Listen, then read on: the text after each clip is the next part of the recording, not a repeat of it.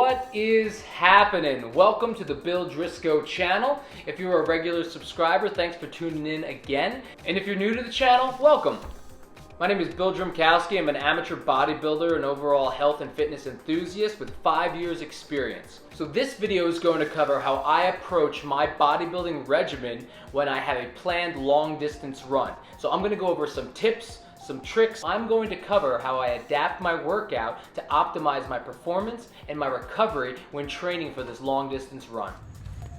So the run that we signed up for is a half marathon. If you've never looked into it before, if you've never run one before, that's 13.1 miles long. It's half of a full marathon, which is 26.2 miles. This particular run is the Disney Wine and Dine. It's taking place in Walt Disney World in Orlando, Florida. And this is going to be our third overall Disney half marathon that we've run.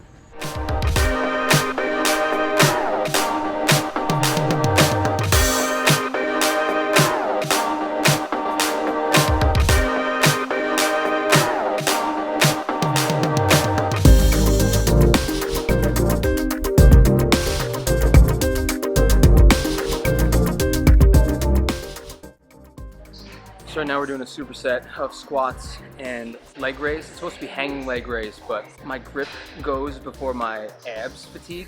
I use the captain's chair, and I'm not having to worry about my grip strength, and I'm just working those abs as I do those leg lifts.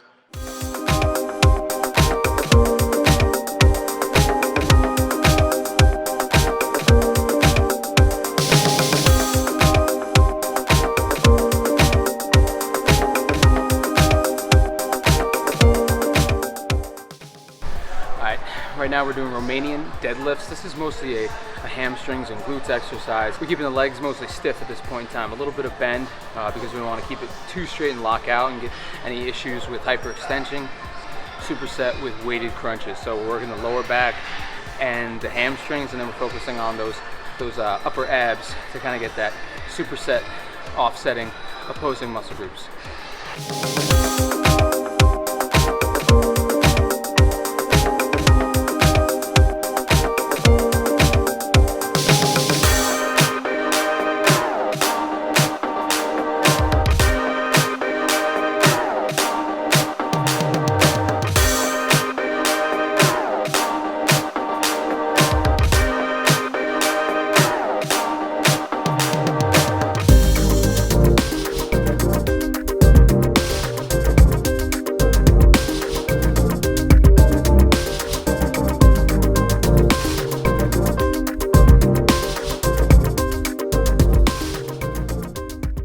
Next superset, leg extensions and leg curls.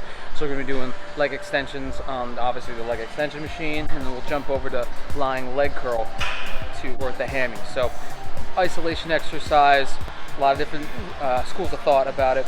I think it's great at shaping the overall teardrop of the quad, as well as working those extra muscle fibers that you're not necessarily going to get as much focus on for things like squats. Sure, squats, you're going to work your quads a little bit, but I think the leg extensions, I feel much more of a pump for hamstring curls. Great isolation exercise. I really feel it in my hamstrings the next day versus something like a leg press with my feet really high. How does this relate to the whole point that I'm training for a half marathon? So I'm not going to failure in any of these moves with my legs specifically. I'm not going heavy. I'm going like a moderate, maybe 75% of my max for all these lifts. So even though it's only a 4 to 6 rep range, I'm still only going about 75% of what I really could do. So making sure that my legs aren't overexerted. I'm still activating those muscle fibers. I'm still getting the blood flow, but I'm not going to tire myself out to the point where I'm going to be so sore that I can't run.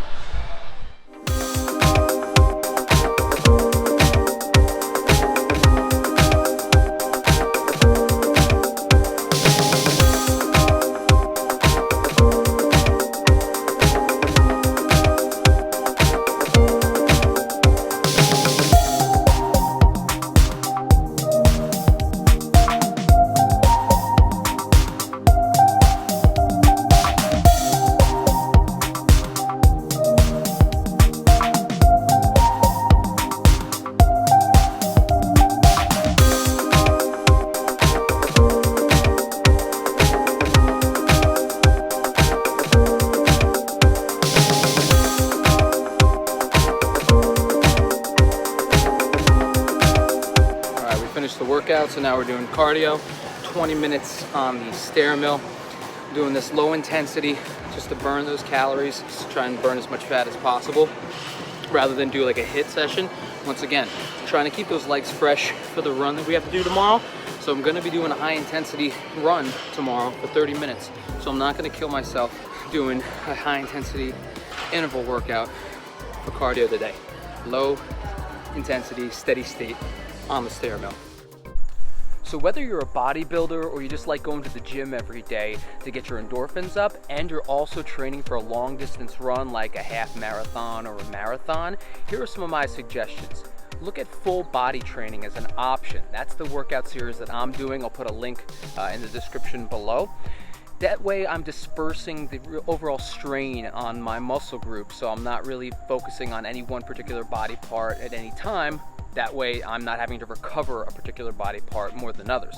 Take it easy on legs and calves for obvious reasons. If you have that long distance run, you're on your legs. You're using your legs and your calf muscles a lot more.